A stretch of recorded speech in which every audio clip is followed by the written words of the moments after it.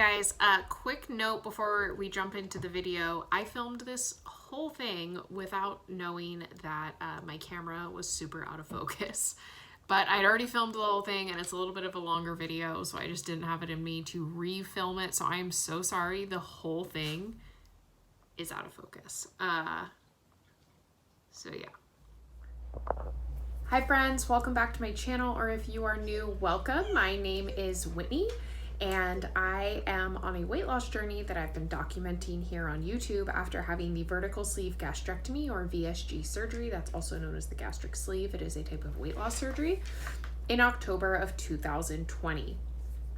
My video today is to talk to you about some changes that I've been making in my diet after meeting with my dietitian to address some issues that I've been having.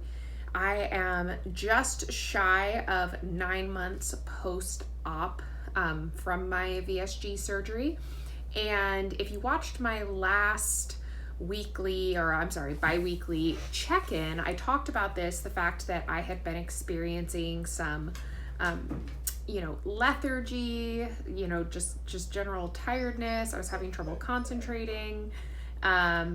And didn't really feel like I had the stamina to get through my workouts and not feel completely depleted. I apologize if you have some background noise. It's really hot out today, so I've got all of my animals inside with me, and that can be kind of interesting sometimes. So that's a summary of the symptoms I was having. Just like I said, mostly just feeling kind of crummy. There was definitely a mental health aspect to that as well, of I think just a little bit of burnout and sort of social exhaustion that I've been working on as well, but there was absolutely a physical component to it. And so that's what I'm going to talk to you guys about today. So there were basically two things that I did in response to this, but first thing, I also want to explain what my diet looked like and sort of my activity level first, so you can get an idea of where I started and then what I did to address that. So when I was feeling this way before I embarked on the changes that I've been working on, I was eating about 900 to 1,000 calories a day most days. Some days it was a little bit less, some days it was a little bit more, but usually I was right around that 900, I would say 950 mark was pretty standard, and I was getting about 60 to 80 grams of protein. That was right in line with the general recommendations of the bariatric program through the hospital where I had surgery, so I thought I was doing what I was supposed to be doing. And then I do work a desk job, so sort of my day-to-day just doing the things I have to do is not super active. And so to compensate for that, I was going to the gym about 5 days a week. And my workouts are consistent, but I wouldn't say that they're, they get my heart rate up there, but I'm not doing anything crazy. I usually do 30 to 40 minutes of cardio, and I alternate what exactly I do for cardio, but most frequently that means being on the treadmill, and I do running intervals. And then about another 20 to 25 minutes of strength training, which I do using various weight machines. So I am not like a fitness expert by any means. I'm just doing kind of what I know how to do and trying to get an all over workout. So that was my gym routine. And then in addition, most evenings I was taking a nice long walk before I went to bed. So anywhere between an hour to an hour and a half, getting probably, I would say like 6,000 to 8,000 steps on those walks. So nice long walks. I just found that to be like a really nice, relaxing way to end my night, not to mention getting some additional activity in. So that's kind of the groundwork, what I was eating, what my routine looked like, and then how I was feeling, which was not great. And so there were two things that I decided to do to begin to address the situation. The first is that I went and had a resting metabolic rate test. I did this at my local DexaFit studio. I also had a DEXA scan, which is a type of body composition scan while I was there, because I was just curious for that information. I'm not going to talk about the results of that scan because they're not really relevant here. But in addition, I also had a resting metabolic rate test. If you don't know what a resting metabolic rate test is, it's basically a test that seeks to see what your body, like how many calories your body is burning at rest. So not with exercise or anything like that, but like if you were to basically sit in a chair all day, every day, and do pretty much nothing, like how many calories does your body need to just exist? To keep your heart pumping, your blood flowing, you know, your lungs breathing, your brain thinking, all of those good things.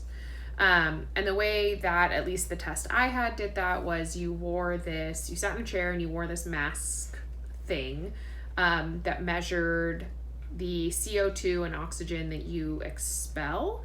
And through some miracle of science, they're able to determine your resting metabolic rate from that. I don't know exactly how it works. I'll put in a picture here of what it looks like wearing the mask. So it's kind of a tight-fitting thing that you breathed into. While it was not particularly comfortable, it wasn't a particularly difficult test. You literally just sat in a chair for about 20 minutes and breathed. Because again, the whole point is that you're supposed to be getting your metabolism at rest. The other thing I had to do is I needed to fast for at least 5 hours going into it. That wasn't a problem. I booked my appointment in the morning, so I basically just woke up in the morning, didn't eat anything, and went and did the test. So that was pretty simple. And what the results showed was pretty surprising, which is that it said that my resting metabolic rate was about 909 calories, which is quite low. What they estimated for me was somewhere in the 1500s. So coming back at 909 was really quite surprising. I will say I did expect that my resting metabolic rate would be on the lower end of the scale, just because I have been eating such a low calorie diet for quite a bit of time now. And if you know really anything about how your body works and how the metabolism works, like if you're taking in a lot less than you're expending, your body's going to slow down your metabolic rate to keep you alive. But I wasn't expecting it to be as low as it was. Now, I have to say, I kind of have my suspicions as to whether that is really accurate, because during this time, I've also been consistently continuing to lose weight. If you've watched my bi-weekly and monthly updates, you know that I've been losing anywhere from 4 to 8 pounds a month consistently for the last couple of months, which is a pretty good clip for weight loss. And that would, if my resting metabolic rate's 909 calories a day, I was eating about 900 calories a day, right? That's kind of a wash. So that means essentially my entire calorie deficit, which is how you lose weight, was coming from my activity level. And the math, if you work that out, it just didn't add up. I would have had to have been burning like over 1,000 calories a day from activity. And I just, I'm a pretty active person, but I don't think I'm burning 1,000 calories a day through exercise. So, I don't know how accurate the test was. So ultimately it didn't play a huge factor in the plan that my dietitian and I came up with. So you can kind of put that to the side, but I did want to let you know I did that. I think I will go back in a few months and redo the test, and we'll see if the results are any different. I don't know. We'll see. But that's something I did, so I wanted to share that. The second thing I did is I made an appointment with the bariatric dietitian through the program at the hospital where I had my surgery. And I, in advance of that, began tracking my food again so he could get a really good idea of exactly what I was eating. So I did that for about a little over a week before my appointment and just tried to eat as normally as I could, with the one addition that I started eating breakfast during that week because I just was feeling so tired and crummy. I felt pretty strongly that my body was telling me that it needed more fuel. and I didn't want to wait to give it that. So I added in breakfast during that week, and every single day it was the same. I had a Greek yogurt with, almost every single day it was the same, which was a Greek yogurt with some low carb granola, which added about 100 something, a little over 100 calories to my diet total throughout the day, because I also adjusted a couple of other things. So I was eating around 1,000 to 1,050 calories a day during that time. And I told him this when I sent him everything, like, hey, this is a little bit, I've been doing something a little bit different, just so you know, here's what that is, blah, blah, blah. Broke it all down for him.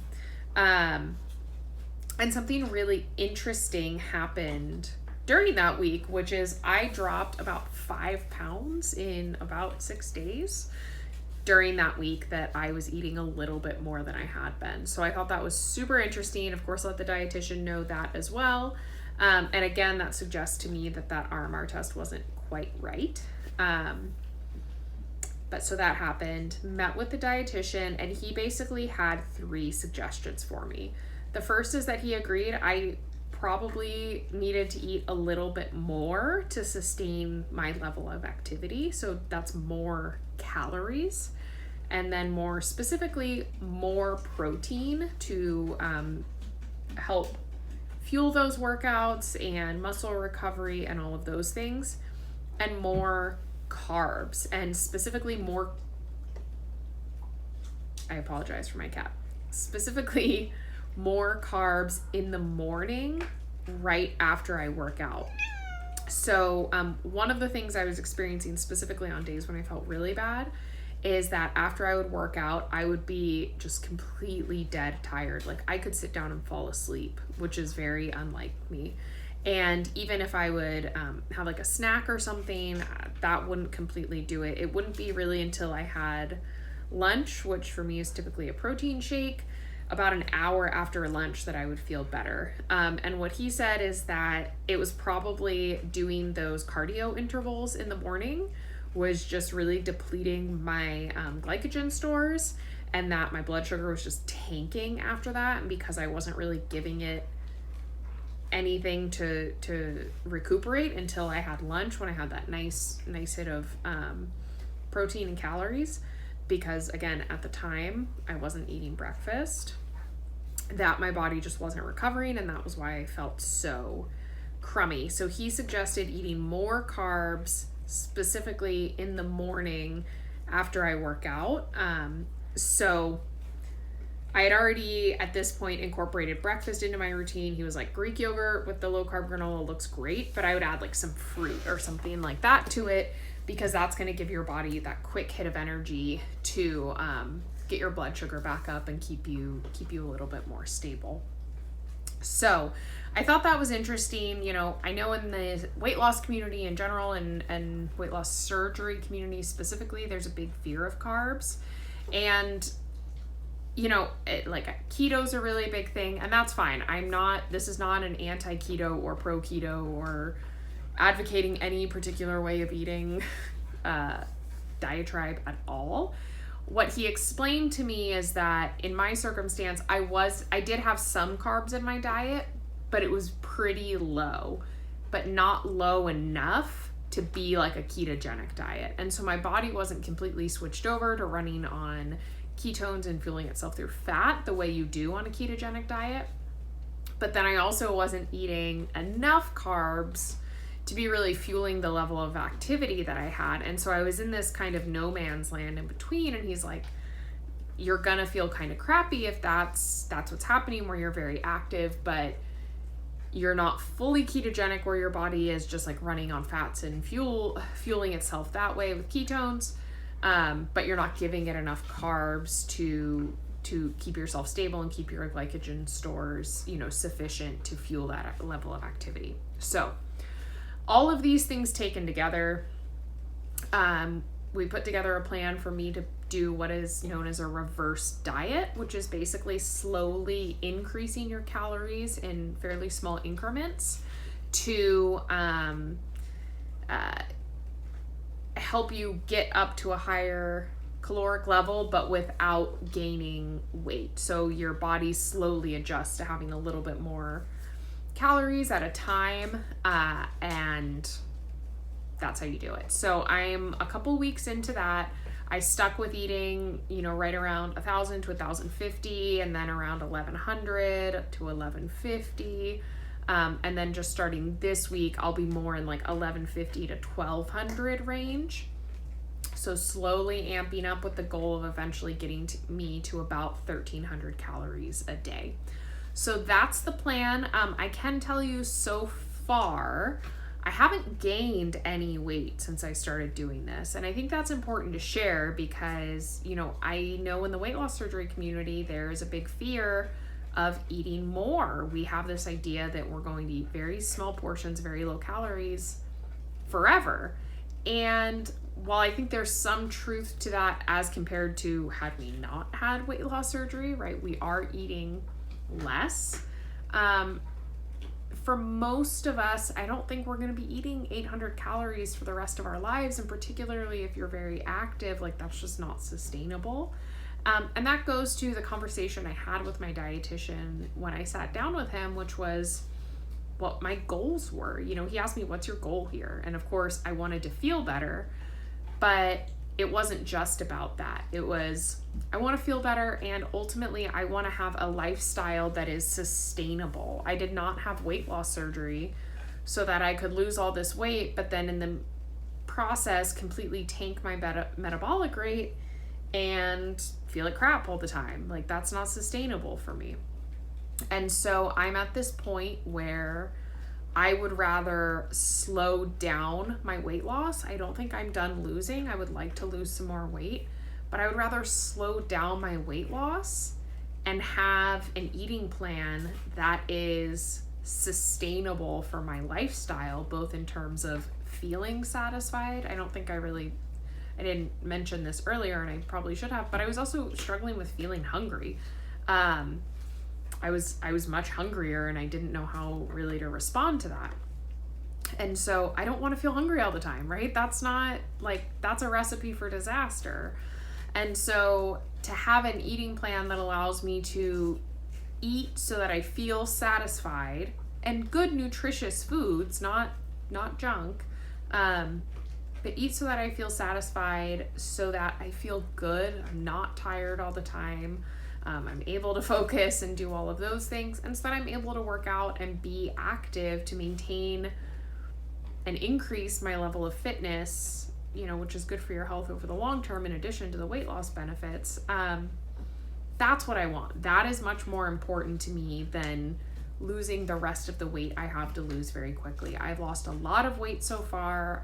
I'm very happy with where I am. I would, like I said, like to lose more, but not at the expense of those other things. And if that meant that I stopped losing now, that would be difficult for me, but ultimately I think I'd be okay with it.